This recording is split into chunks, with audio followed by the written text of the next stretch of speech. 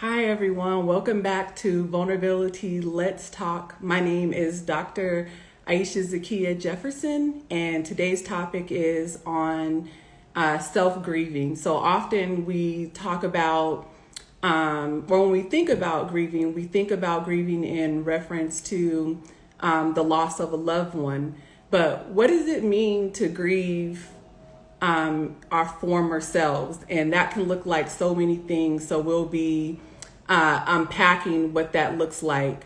I always like to introduce myself. I am a professor. I am a Black and brown beauty activist, and I am a spiritual life coach. And so I have decided to create these topics to give life to people. And so I have made an acronym out of my name. Ayisha means life, and Zakia means intelligent, but it also means pure. And so pure life. And it is, I feel, my goal and calling to give people life, which the acronym means love yourself first. And so there's so many ways that we can do that, but I often think that discussions and things that we feel like we're going through internally alone, having these discussions openly, I feel like helps people to understand themselves more, to bring awareness, and to heal. And so, hey, Lily. Hey, Steve. So I am waiting on my guests to come on. They should be on shortly. But yes, I definitely feel like, hey, I see Dr. K now. I feel like grieving of the self is really a real thing, especially so many things I feel like we were given epiphanies during the pandemic. And for me, this has been one of them that probably has been something that has resurfaced multiple times as far as self-grieving is concerned. But there was a clear title that was given to me regarding it in my own particular meditation during the pandemic again. And I keep talking about, like, I'll talk about the pandemic as if it's something that has passed. In a sense, we're still going through it or recovering from it somehow. So Kat, I am going to invite you on. I just sent you an invitation. I need to add you on. Tell me if you want to come on here and have this discussion with us, because you know I've been trying to get you on here. I think you would be fabulous for this talk. Kat, I just sent you the invitation.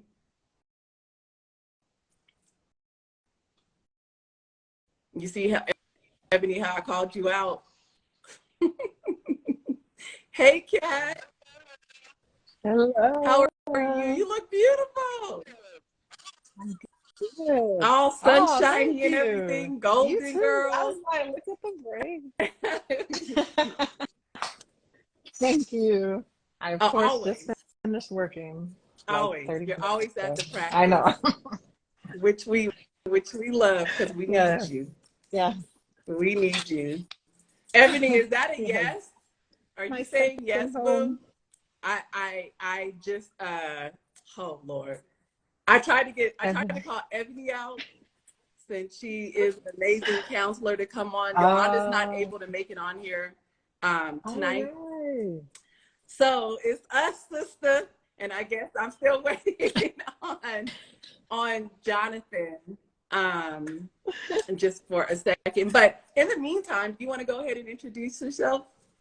Introduce yourself. Let me get it out the right way. Go ahead. Sure. No, sure. My name is Catherine or Kat or Dr. K. I'm a medical doctor. I'm in the realm of integrative medicine, most commonly known as holistic medicine. So, all things holistic wellness is what I do subscribe to and help people with. So I've created two practices to help people with that. I have my physical practice, Mind, Body, Spirit Wellness Center here in Atlanta, to help people take a deeper dive into their physical realm than they've ever been able to before. And then I have my coaching practice under this umbrella, Elevate with Dr. K, to help people with the intangible realms, the mental realm, spiritual realm, emotional realm, social realm, ancestral Okay. realm, all those things. And that's what I Oh, do every awesome. day. I feel like I know this is not even on topic, but I feel like I want you to clarify too when you talk about integrative medicine, what does that look like?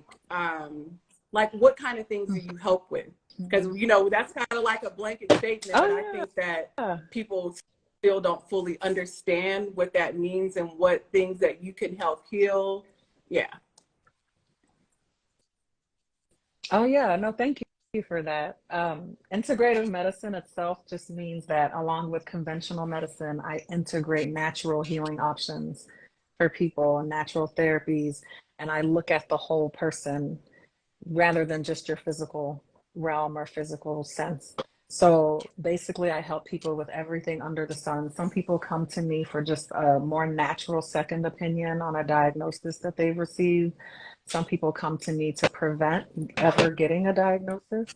So I take people's wellness up several notches in that realm, and I help people with everything from hormone imbalance to nutrient deficiencies to cancer, autoimmune disease, viral infections, recovery from COVID or what we call long COVID, inflammatory conditions, infertility, allergies, even food allergies.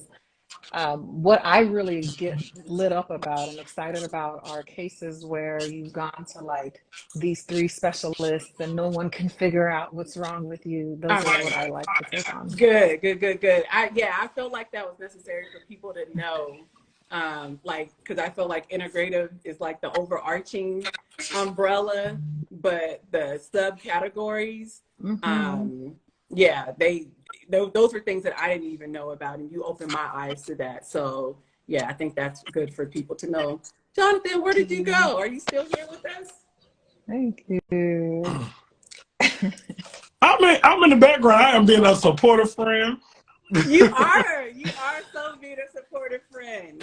Well, In the I just background. asked Kat to go a little bit more in depth about her practice and what she offers. Can you go in a little bit more in depth about what you offer? Yes, but the spirit told me I got to go after you go.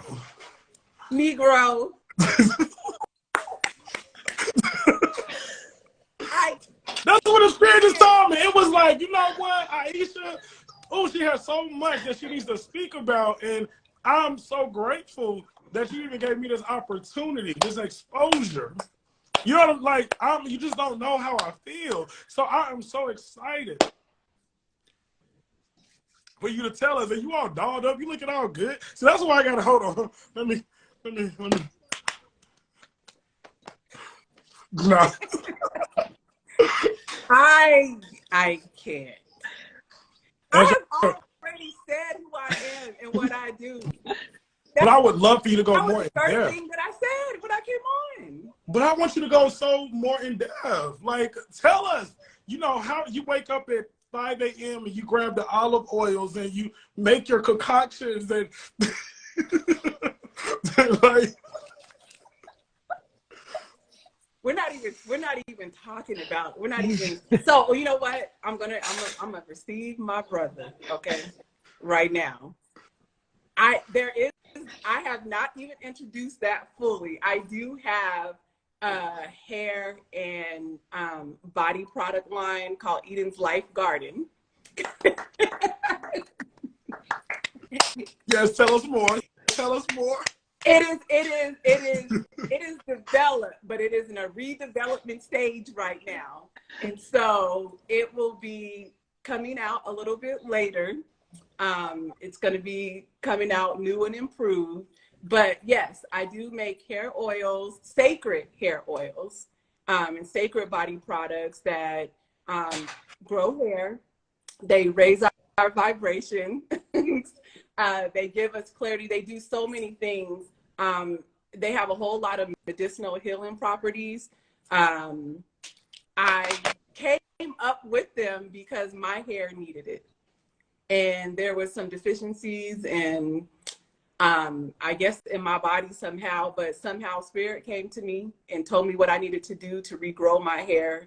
And it was literally individual ingredients that came to me, and I didn't know anything about them. Some of them I didn't even know the names. And as I was looking them up, I realized that they actually had medicinal hair growing properties associated with them, but not just for the hair, for mental clarity, for mental healing, just a whole lot of things. But anyways, sacred hair and body product line. And question. And so did you feel that this oil and these things helped you as you transition from your old self into your new self? I do. Oh, okay. I do feel like, and this is the thing, when I started, the product actually came out of a need. I didn't think that I was going to share it. It was suggested for me to share it because it worked for me. It probably took me about a year or two before I actually shared it, because I wanted to make sure that it really worked. Yes. Before I shared it with anybody else. So, it did help me. It helped me mentally, spiritually, and physically. Yeah. That's how. So it really like assisted with a grieving process, like shifting from one place to a new place. Jonathan, I'm trying not to curse so bad. You know what? Because I was telling I said there was no rules. I was like, everybody else can curse except for me. But I swear I wanted to be like, I'm about to knock the shit out of you right now. Because you was not supposed to. I'm so excited because I just love this reemergence of you. So really, like, tell us, like, how would you even define your process and moving from one space to a new space? Like, how would you define like grief or grieving?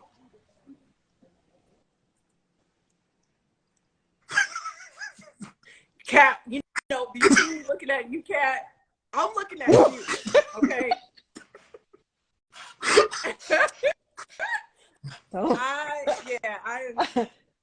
I'm just listening. I'm here for it. Actually, my first question. I'm just here. Oh.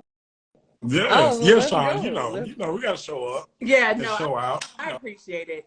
Well, I would describe, if I would probably really say it in one word, the way that I've experienced grief and the way that I have felt grief was feeling like loss. If I just had to give it one word, and I'm thinking loss of a loved one, but I have never thought about grief in the sense of self-grief. Yeah. And it was probably during the pandemic where I realized there was an epiphany about self-grieving. But yes, in the past, when I thought about grieving, and still I think about loss, and specifically I was thinking about loss of a loved one. And I guess that could be me. You could put yourself in that too. Yeah. How about you? Oh, me? Yes. Catherine. No, I'm going right to you, and then you, Kat. I can talk for real.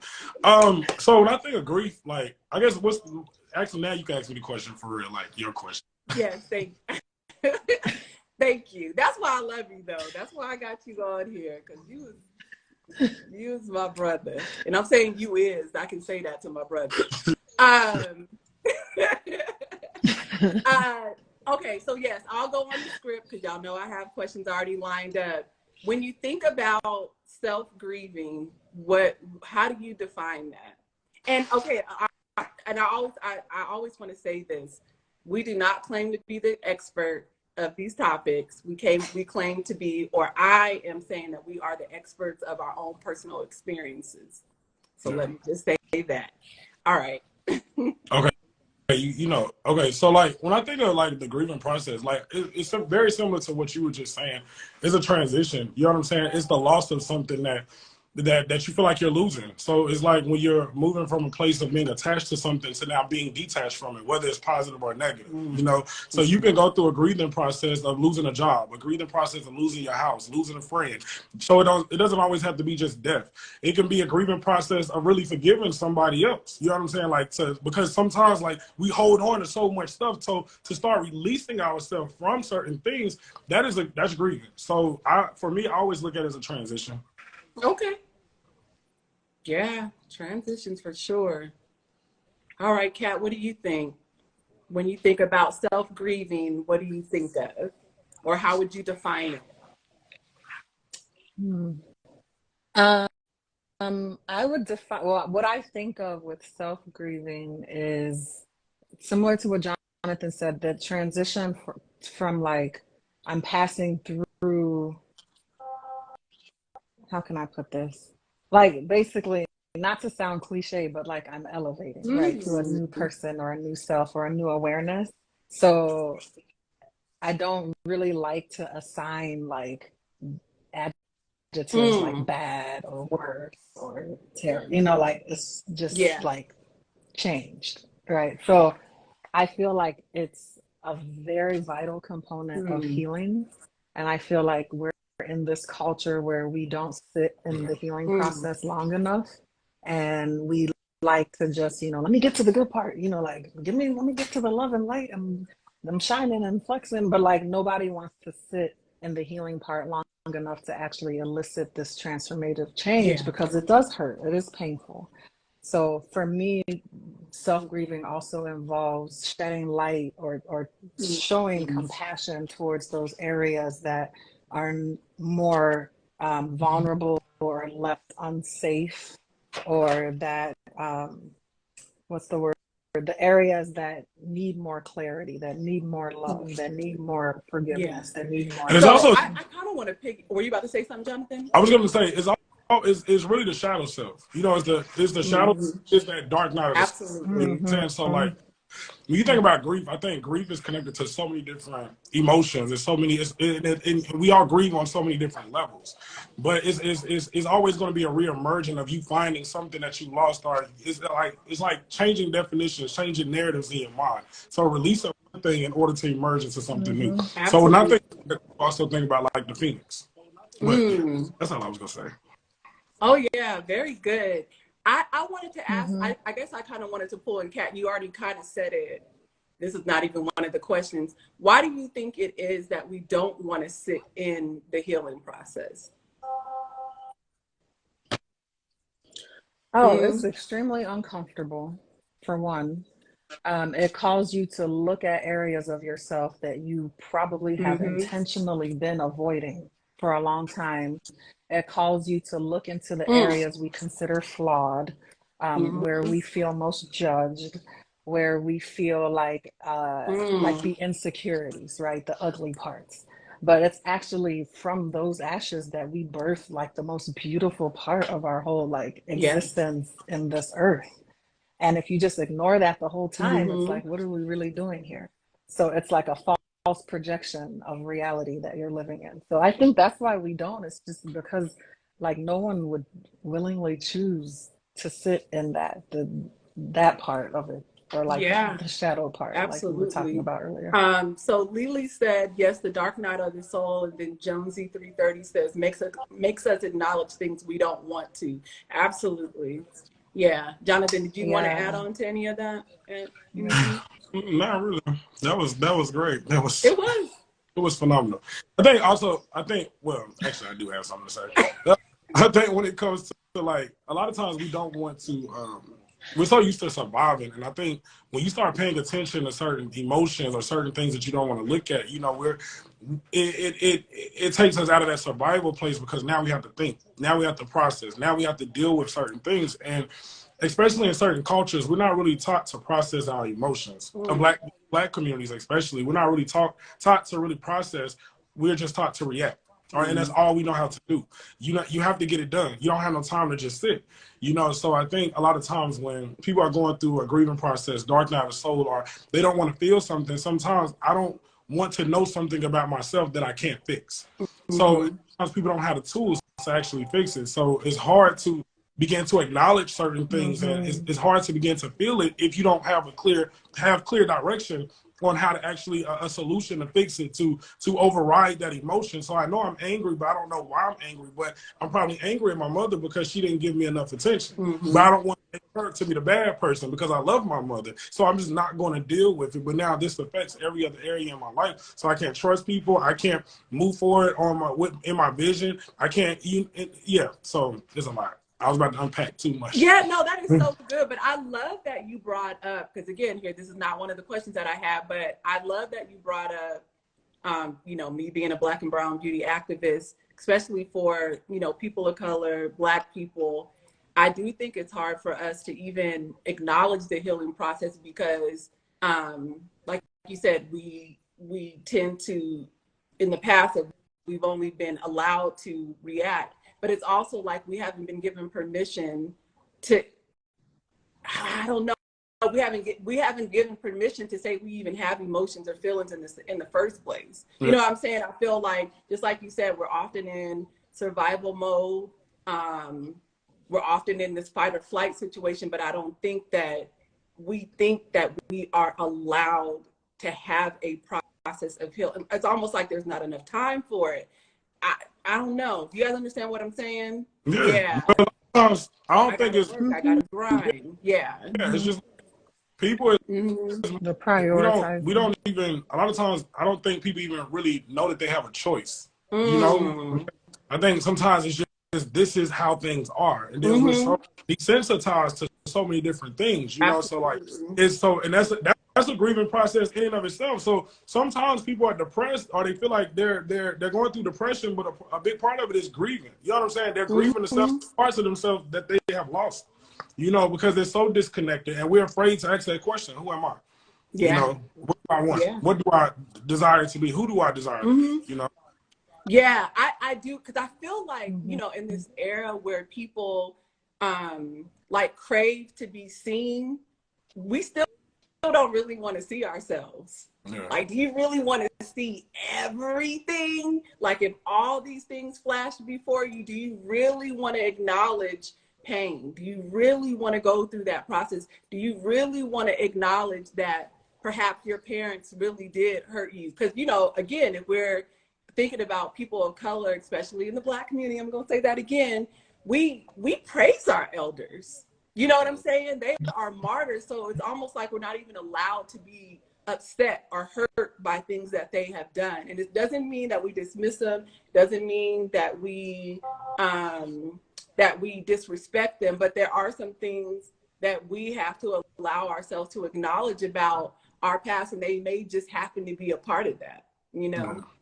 But yeah, I think that us seeing ourselves can also be a thing. All right, moving on to the next question. So what do you think are some stages of grieving, self-grieving?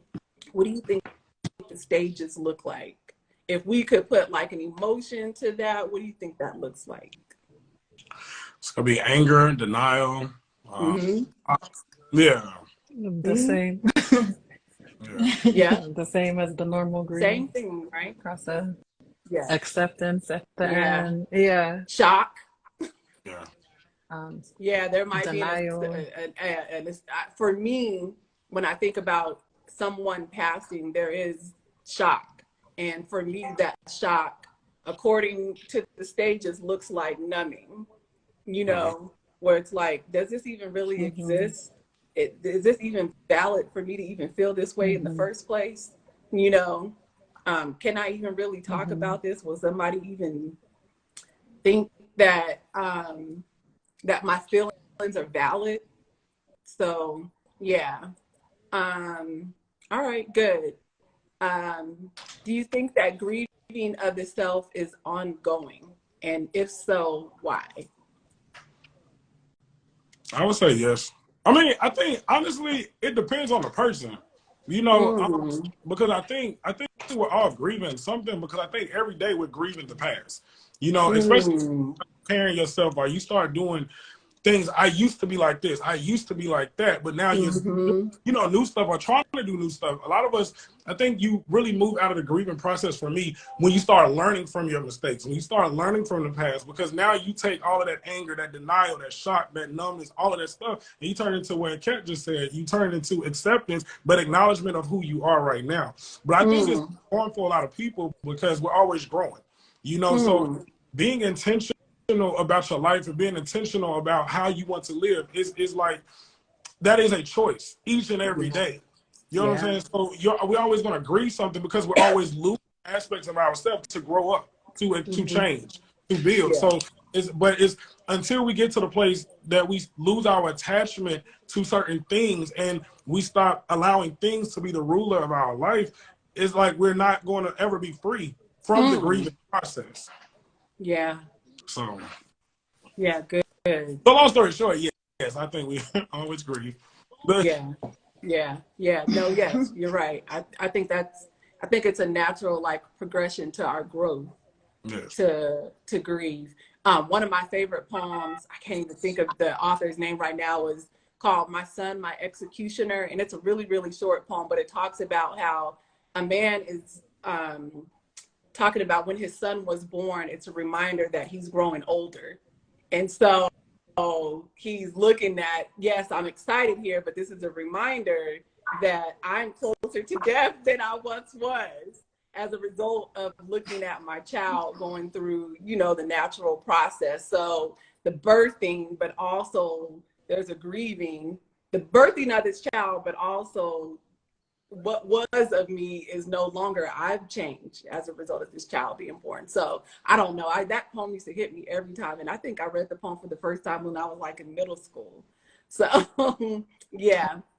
So what are some things that you have grieved? What are some experiences that you have, and if you don't want to share about yourself, some things that maybe you have even witnessed? A whole lot.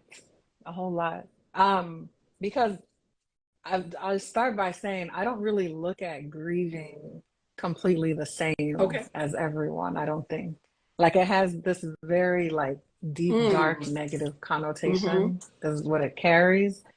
And in the beginning, I said it was a very crucial part of the healing process. So now I don't look at it as like this thing to avoid, like it's a part of my rebirthing and a part of my growth and experiencing in this life. So I've grieved at first. When I did think that way, my grieving was limited to people. So like the loss of a loved one, loss of a family member, loss of a friend, loss of a patient, loss of a client, you know. But now I like will look at transitions that I'm going through. Like if I'm like just physically, I've been working out a lot. So I've had to let go of my old, like my body image and my self-esteem towards how I was looking before as I transition into this new self and my new body and my new way of moving and my strength and all of that. So that was like a good loss. Like that was good, like let go of that. But like career transitions, educational transitions, I've grieved like living situation transitions. And I'm still going through all the same phases. Sometimes there's a denial, you know, do I really need to move to, do I need this other car? Do I need this other house? Do I need to go travel to here? And then there's like this resistance that could be like tension or like frustration or anger. And then there's the bargaining phase where it's like, well, you know, if I could just do this, you know, and just hold on to this part here, you know, as I'm grieving like lifestyle changes, you know, and diet changes. And I can push this to a little bit later. I can just cut back. You know, there's a lot of that going on with myself. And then sometimes there's a sadness, like I miss this, like I miss eating such and such or whatever it is, or I miss going here, I miss that old place, those old friends, those old habits, those old ways. But then the acceptance comes in because I'm like, I see the bigger picture of why I had to transition without these things. So then it makes Yeah. it a lot less painful to go through. So there's just too many. I feel like I'm grieving like Yeah. seasonally, monthly, Yeah. almost Yeah. on a regular basis. Thank you. Jonathan, and I can definitely a lot of those mimic some of the stages in the same fashion, but also some of the same things that I've experienced as far as grieving is concerned. But like you said, refashion that narrative of what grieving is and take that negative connotation off. So, Jonathan, how about you? I ain't hear The the question. question is what are some ways that self-grieving has shown up in your life, whether it's your own personal experiences or things that you've witnessed? So I think for me, honestly, I can't even really coin it right now. I think for me, I don't know. I think it's always showing up. I think I'm grieving every day. It goes back to what I said earlier. So I think I don't even know. I really, honestly, I can't even I'm always going through a grieving process. Okay. Always going through a shifting process. So, so I can't even answer that question for you right now. Okay. Well, I will, as Kat was talking, I was thinking about some ways that grieving has shown up in my life. So I'll piggyback. I feel like I'm always bringing up the body stuff, but that's just my truth. So I think that I have grieved, mourned my old body in different ways. But again, transitioning, I should look at it more that way. Because I don't even think it's a bad thing. You know, once my body is repositioning itself, I get excited about seeing new things.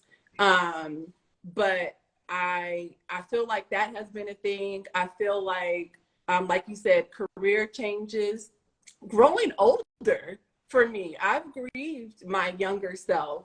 I have also grieved the selling of a home. That has been a thing for me. Grieving friendships that once were, and then the relationship, I'm not saying that some of them are non-existent, but then some of them like have changed. Like I've had to grieve that. I've even had to grieve myself in a relationship sometimes, like changes that you have to make. And that doesn't necessarily mean a bad thing, but when you're trying to adjust two personalities and y'all are trying to mesh together, there's aspects of yourself sometimes that you do have to, calling somebody to say, this is where I am, this is what I'm doing today, when you never did that before. You know what I'm saying? So there may be, some people might be excited about that, but somebody who's very independent, that might be a sense of like loss of self, And so I feel like that I'm not a mother, but I could see where motherhood could potentially be a grieving, because you have to focus on the child, and you might grieve time, that you used to have, being a successful business owner. I feel like there might be a grieving too with their, associated with time, people that you have to deal with. So yes, I think it can look like a whole lot of different things as far as self-grieving is concerned. Yeah. Did any more come up for you, Jonathan, after I gave my examples? No. No. Honestly, I'm trying to think. It's a spirit. My mind, I can't even focus. I'm sick. I want to throw up, but it's like I don't know who is it. So my mind is shifting. But nah. Well, okay, so yeah. Yeah. Ooh, my gosh. Okay. So okay, yes. So the grieving process, definitely being in relationships and stuff like that. A lot of times the grieving process, because you lose yourself. You can lose yourself sometimes, in the process of trying to figure out how to make stuff work. You know what I'm saying? So as you can. So I think, yeah, so I definitely so you're right. I definitely went through a grieving process, even being in a partnership, being in a relationship, business stuff. Sometimes you lose yourself. Any type of relationship, you lose yourself, you grieve because you kind of lose a piece of your freedom. But you sacrifice one thing for something better, Yeah. but you have to learn how to rework it. So yeah, grieving, I agree that I can't eat certain sugar or certain foods and Ooh, stuff. girl. I mean, I'm sorry, I said girl. Yes, that hit. Go ahead. Yeah, I can grieve that. Yeah. So when you put it like when you said that, that really did hit home for me. Yeah. I wanted to make sure I gave like a full spectrum of what that looked like, because yes, even foods can be a part of the grieving process and how they affect our bodies. Because I've definitely witnessed a family member who had diabetes, and literally there was a grieving process with what he couldn't eat anymore. Yeah. And there was a fight in that. So thank you for even sharing that. All right, I'm going to move on. So, that was perfect too. Perfect segue for how does grief, and I thought about you specifically, Kat. How does grief show up in our bodies?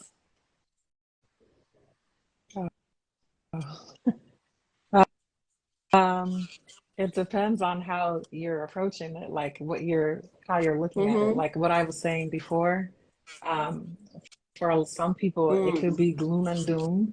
So it can show up as going through the fight or flight process. Like it can full-fledged trigger you, and you can therefore get stuck in some of the phases for a little longer than you intended. May need some assistance in pulling it out, but really your mental health before going in really determines the integrity of the whole grieving process for you. So it's really key to just always be ready, because you don't plan the grieving process, obviously. So you don't want to wait until, and then you're like, oh shoot, and then you start trying to, like, you just want to always be working on your mental realm, physical realm, emotional intelligence, like all the things, because we're running a marathon out here. You don't know when something's going to be thrown in your lane. You want to just always be ready no matter what. So it can show up like disease. It can show up like a diagnosis you weren't expecting to get this month. It can show up as death itself. Or it can show up as consciousness expansion. It can show up as an awakening. It can show up as like healing and a rebirthing. It can show up as growth and a new business, a new car, a new home, a new lifestyle, a new diet, disappearing of diagnosis and disease. It's just all how your mindset is shaped and how your perspective is looking at the process itself. Did you want to add anything to that, Jonathan? I love all that, Kat. Thank you. Great job. Great response, Kat. Yeah. Excellent. Excellent. All right, I'll move on to the next question. I think we've already addressed this. What are some of the hardest parts that when in regards to self-grieving? But I think that's something that we've kind of already addressed, but I do just want to revisit that again. What do you think are some of the hardest parts when it comes to self-grieving and the healing process in that? Because we're looking at this from a healing perspective.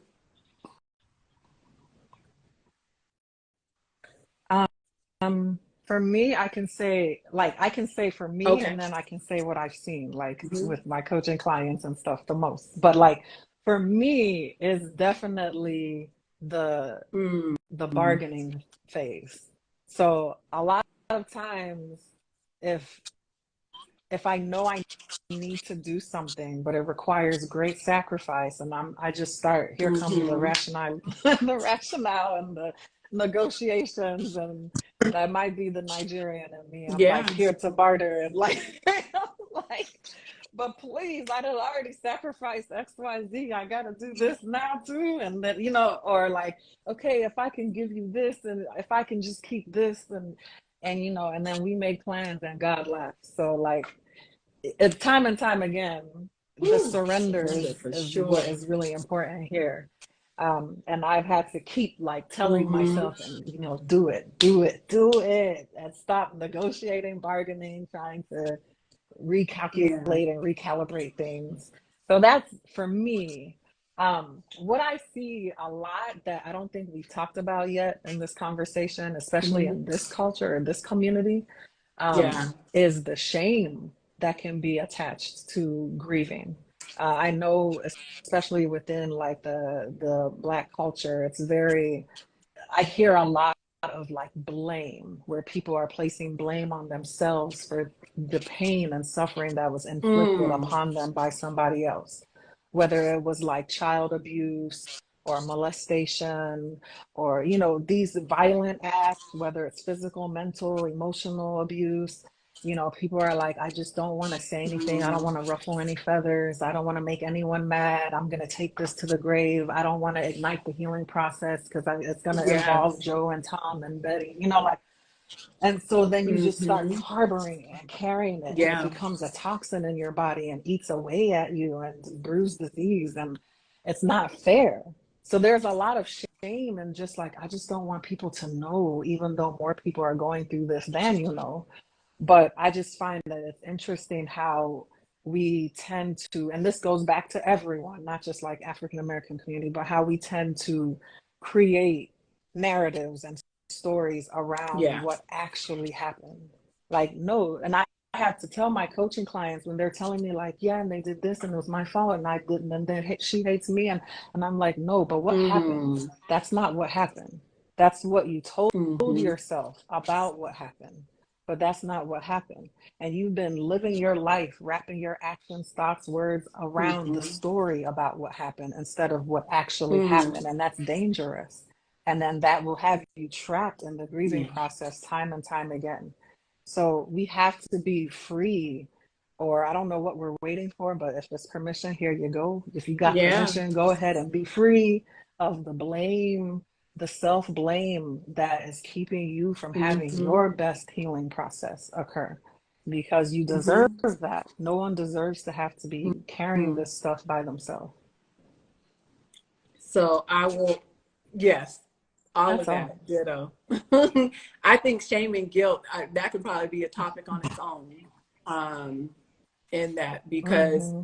I was, even when I was looking at this topic, I, at, I was looking at self-grieving, like you said, there's positives and negatives to it, but I wanted to make sure that I wasn't Mm-hmm. um, paralleling this with self-pity. And so even that's a part of that. Mm-hmm. So I love that you brought up, but yes, Mm-hmm. shame and guilt is really, really huge. And actually somebody inboxed me about talking about guilt. So that is definitely going to be a topic, and the differentiation between shame and guilt, because they are not one and the same. So when we be into Mm-mm. that, Mm-mm. so I'm gonna repeat the question, Jonathan, because Dr. Cat just said a whole lot. Yeah. What in a really beautiful way, in a beautiful way. So what do you think is the hardest part about self-grieving and healing for people, for yourself or for others? Let me say everything that Kat said was beautiful. Okay. Yeah, it was. I think like, I think the problem with a lot of people, a lot of things, is that a lot of times we harp on the same stuff instead of just realizing we're people and we just gotta like live, right? Mm. So for myself, I could find myself, there are certain things that occur that happen when I'm in Mm-hmm. the grieving process, when I'm in it. So I don't even think of grieving as like grieving. I think in my releasing process, right? Moving from Mm. one phase to another phase. So like we said in the beginning, transition. Um, Yeah. I think sometimes like when you're in that healing phase and you're going through it, yeah, I don't, yeah. Mm-hmm. No, I just love how you guys are like I said, reframing this narrative too, to look at it as, because of, again, of that. First of all, I do like saying grieving, because I feel like grieving forces you, that connotation forces you to go there. If crying, if hurt, whatever that is, if those if that shadow work, if there's a part of it that's painful, like to know that it's okay to feel that, but also to know that there's another side of this. So I love the fact that both of you guys keep saying this is a transition. You know what I'm saying? Like, we don't have to stay in the gut of this. Like, this moves to something else. You know, I was talking to one of my friends about it, Steen Fox. She's on here, and she was talking about like alchemy. You know what I'm saying? And so, yes, there is a part of it that, you know, a part of it where the flames have to hit the body, so that there can be the shedding of the old skin, so that the new can reemerge to something even better. So yeah, I don't know. You guys keep saying transition, and I don't know why I didn't think transition, but I love that. All right. Next question is, I think we've kind of gone into this, some myths about grieving, and I think that you guys both already touched on this, that it is more of a transitional phase than a part that we feel like we have to stay stuck in. So I love that. Do you guys want to add to what you guys think could be potentially some myths to grieving of ourselves? I mean, this is what I got to say. So let me just speak my mind. Go to therapy. Go sit with a therapist. Yeah. And process. Go and sit with a therapist. A lot of times people just want to say the same stuff over and over. They just want to repeat the same stories to themselves over and over. And that's can keep you grieving because you're stuck. So it's exactly what Kat said.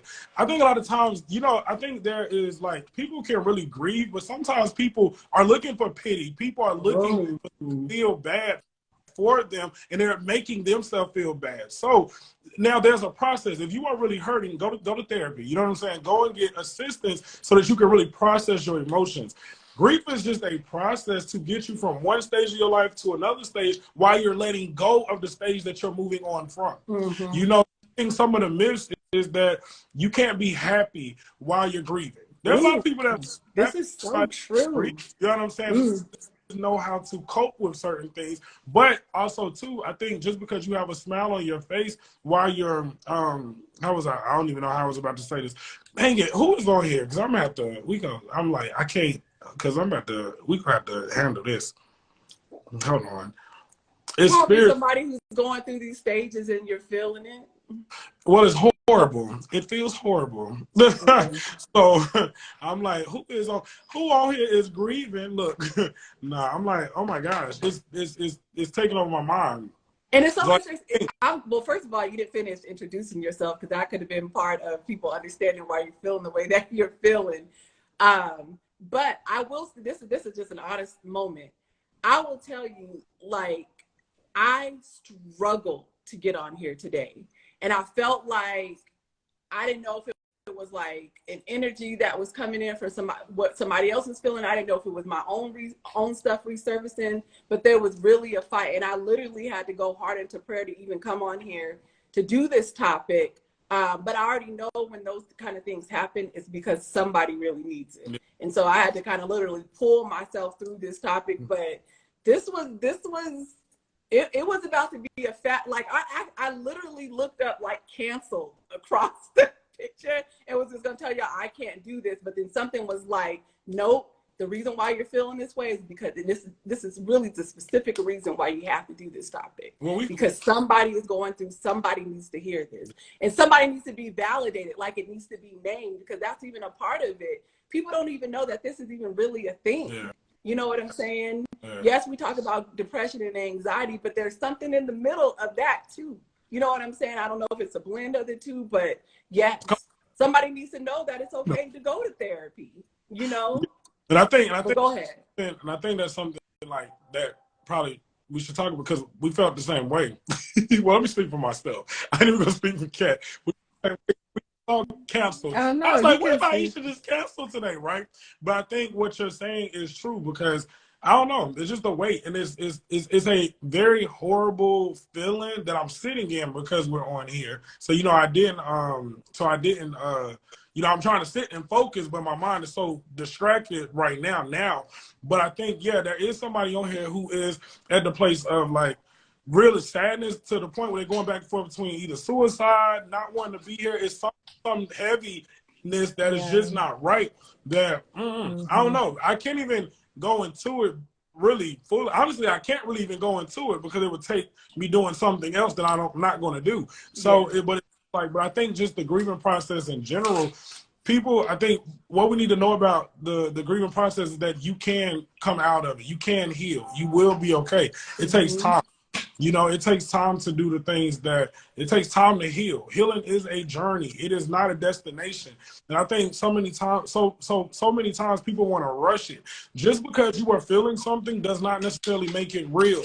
Just because you have been through something, because a lot of times people need to include forgiveness. A lot of times we're grieving things that we didn't even get to say. We didn't even get to do. And, you know, really speak your truth. Really go to the people that you love and really speak to them, because I think there's somebody on here that really is grieving a separation. And that separation is not necessarily bad, but that separation might not be forever. Heal.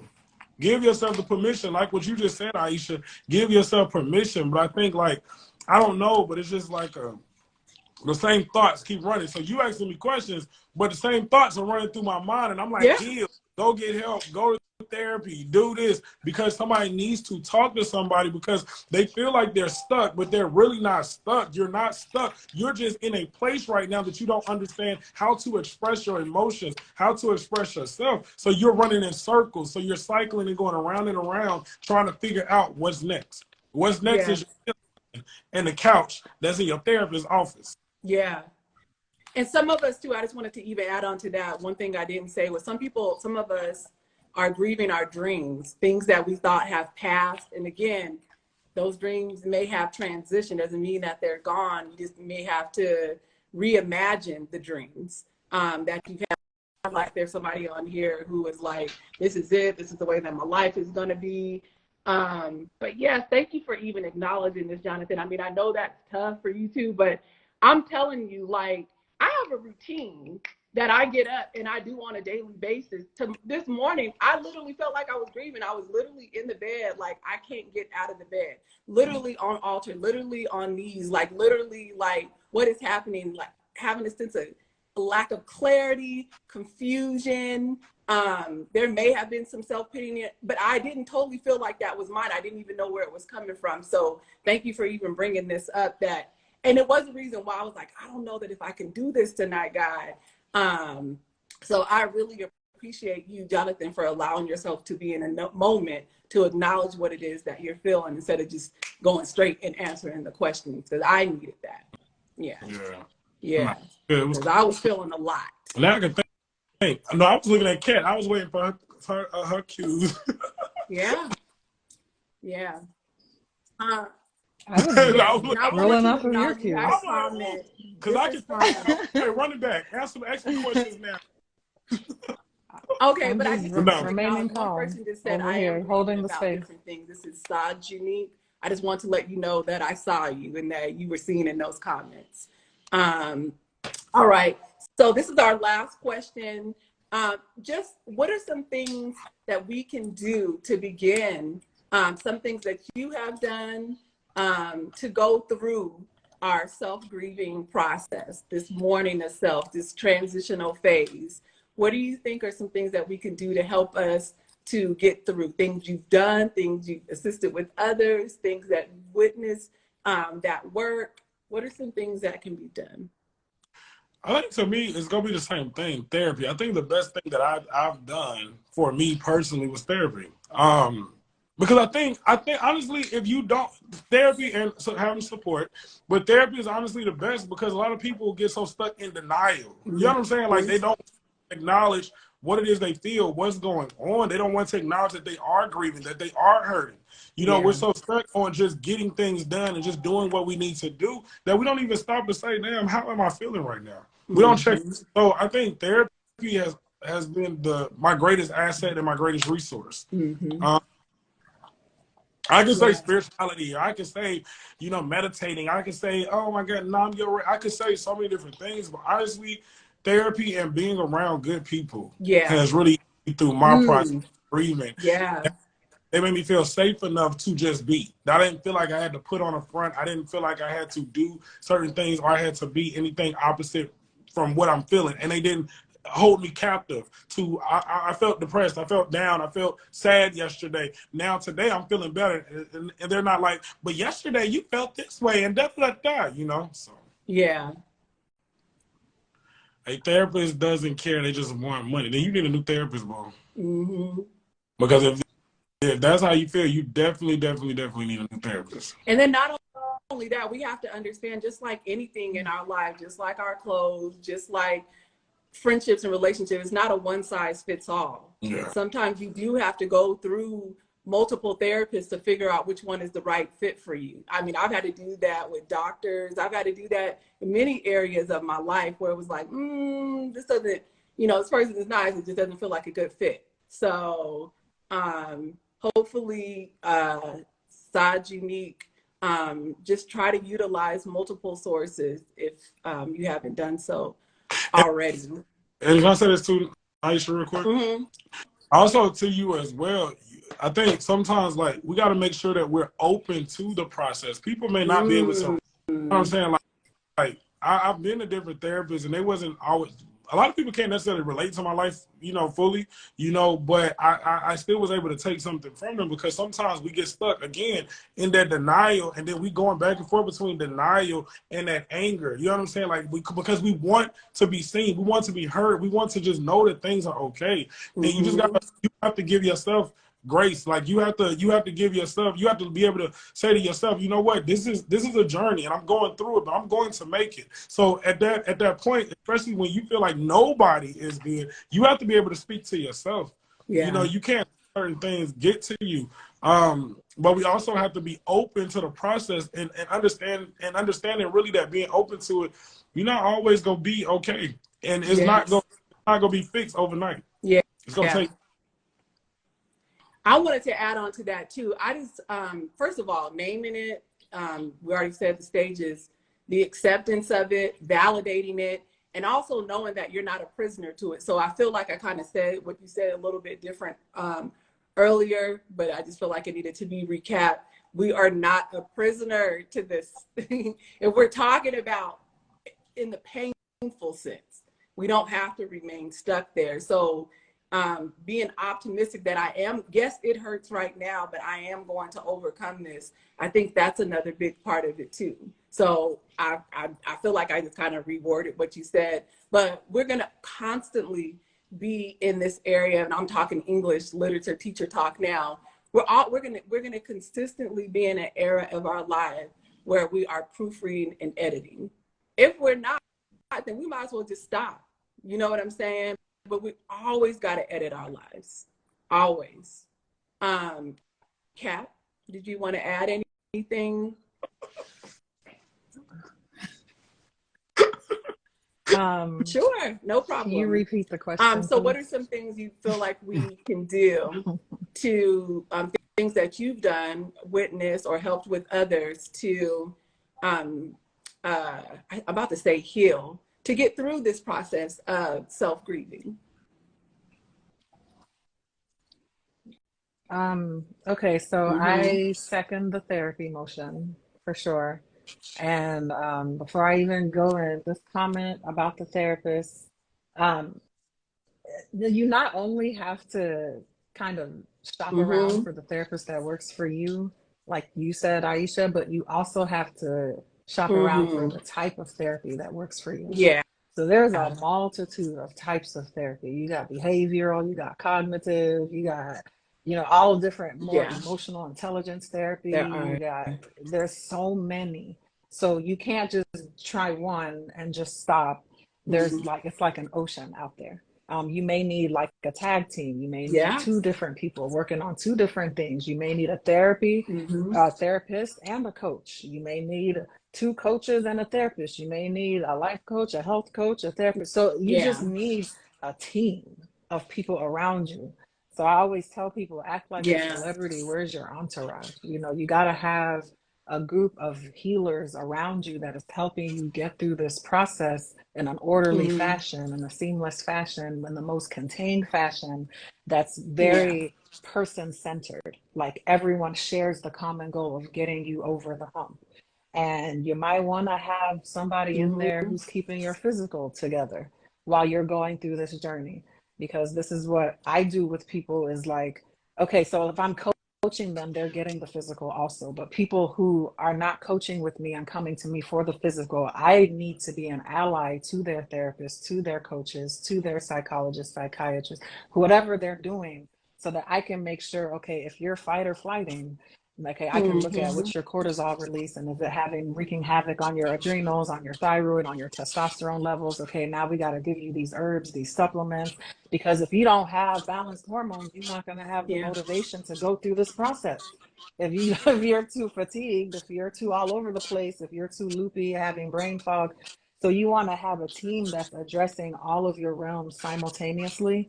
The people around you are key, because the people around you will either speak life or will Yeah. stunt your growth. It's like no in between. So you need to make sure you have your circle of friends. Everyone is also in support of you getting through this process, publicly and secretly, not just projecting it and Mm-hmm. wishing other things on the side behind your back. And then you want to just have compassion Yeah. for yourself through this process. It's easy for us to have compassion towards other people. Oh, my condolences, but when it comes to us, it's like, Mm-hmm. oh, wow, you stronger than this. You should be going, you know, you have to be Yes. like an ally to yourself. You have to be a friend to that past self that you are Mm-hmm. moving from, or from that Yes. where you're growing from. And that'll help Yes. you to acknowledge your emotions. You can't release things that you don't first acknowledge. So you acknowledge the emotions, you're healing from it. Now you can get to this place of acceptance of what's going on. Your mindset is shifted, your perspective is there, you're into the healing, Mm-hmm. and now you're unstoppable, pretty much. So that's what I Yeah. would do and what I would I don't advise even really have much other to add. I people. think what both of you guys said was super dope. The other thing that I feel like I need to add, because I think that there's still a myth around therapy being like a rich man's.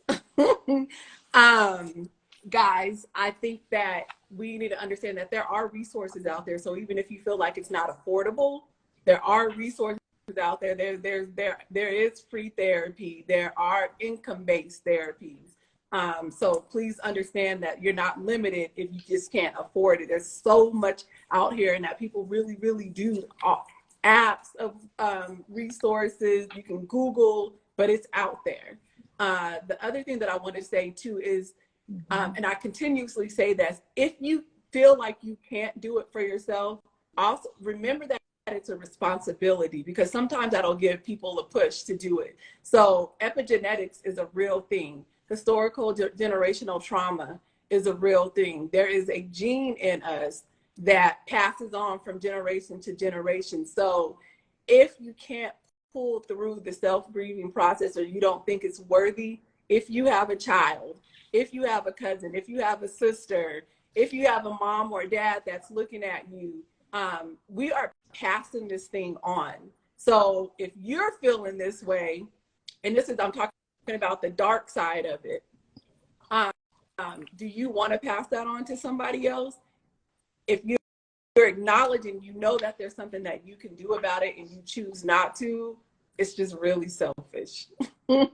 So again, if you can't do it for yourself, then think about pushing through for the generations. And even if you haven't birthed a child through your womb, you still have a responsibility to your lineage. And lineage doesn't necessarily mean family members. It may be the created family that you have. Those people that you encounter who were brought to you for a reason, even if it is like at a bus stop, you have a responsibility to do something about it.